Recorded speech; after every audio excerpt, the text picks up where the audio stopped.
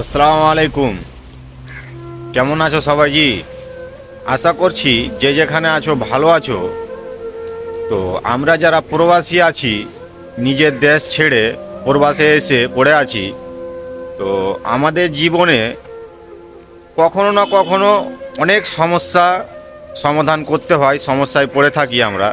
কখনো টাকার টেনশন, কখনো কাজের টেনশন, কখনো রুমের টেনশন, কখনো বাড়ির টেনশন, এরকম হাজারো সমস্যা মধ্যে আমরা পড়ে থাকি। সেই সময়তে আমরা কিন্তু একদম ভেঙে পড়ি। আমরা কি করব সেটা আমরা বুঝতে পারি না। তো ওই জন্য আজকের আমি এই ভিডিওটা বানাচ্ছি। তো আজকের এই ভিডিওতে আমি তোমাদের একটা ছোট্ট গল্প শোনাবো। এই গল্পটা শোনার পরে আমি নিজে আশা করি যে এই গল্পটা শোনার পরে তোমাদের কিছুটা না হলো উপকার হবে, এতটুকু আমি গ্যারেন্টি দিতে পারি। তো চলো দেরি না করে ভিডিওটা শুরু করা যায়। তো গল্পটা হলো, একবার একটা গরু মাঠে ঘাস খাচ্ছিল।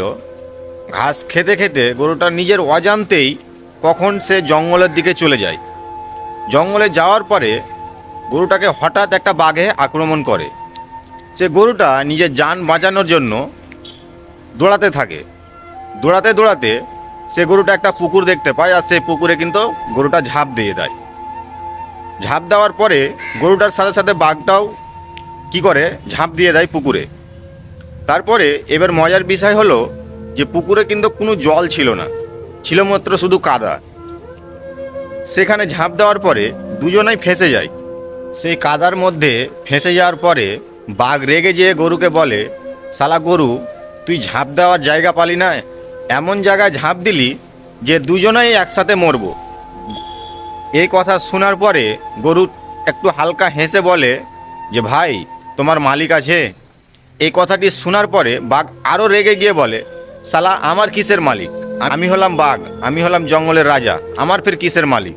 গরু বলে, বাঘ ভাই, এখানেই তুমি দুর্বল, কারণ তোমার নেই মালিক, তোমাকে যে বাঁচাবে এরকম কোনো মানুষ নেই। আর আমার মালিক আছে। ঠিক কিছুক্ষণ পরে সন্ধ্যা হবে, আর আমার মালিক আমাকে ঢুঁড়তে ঢুঁড়তে আসবে, আর আমাকে এই কাদার মধ্যে থেকে উদ্ধার করে নিয়ে যাবে, আর তোমাকে বাঁশ দিয়ে পিটিয়ে পিটিয়ে মেরে এই কাদার মধ্যেই পুঁতে রেখে দিবে। তো ঠিক কিছুক্ষণ পরেই তার মালিক আসলো, আর গরুটাকে উদ্ধার করে সেখান থেকে নিয়ে গেল, আর বাঘটাকে পিটিয়ে মেরে ওই কাদাতেই পুঁতে রেখে দিল। তো এই গল্প থেকে আমরা কি শিখলাম? এই গল্প থেকে আমরা একটাই জিনিস শিখলাম, যে আমরা কতই না সমস্যায় থাকি, আর কত না আমাদের জীবনে আপদ বিপদ আসুক, আমাদেরকে ভেঙে পড়লে চলবে না। আমাদের সৃষ্টিকর্তা যিনি, আমাদের উপরওয়ালা, আমাদের আল্লাহ, উনাকে আমাদেরকে স্মরণ করতে হবে, উনাকে ডাকতে হবে। তিনি একদিন না একদিন, আজকে হয়তো না শুনুক, কালকে শুনবে, আর আমাদেরকে সেই আপদ বিপদ থেকে ঠিক উদ্ধার করবে। তো আজ হয়তো তোমার দিনটা খারাপ যাচ্ছে, কিন্তু কাল অবশ্যই অবশ্যই তোমার দিনটা ভালো যাবে। তো আশা করছি আজকের এই ভিডিওটা তোমাদের ভালো লেগেছে। তো ভিডিওটা যদি ভালো লেগে থাকে তো একটা লাইক করো, আর ভিডিওটা বন্ধুদের সাথে শেয়ার করতে ভুলবা না। আর সব থেকে জরুরি কথা যেটা হলো, যে আমাদের যে ফেসবুক পেজটা আছে, প্রবাসী ভাই ফেসবুক পেজ, এই পেজটাকে ফলো করে রাখো এরকমই কিছু জরুরি জরুরি ভিডিও দেখার জন্য। তো দেখা হচ্ছে আর পরের ভিডিওতে। খোদা হাফিজ।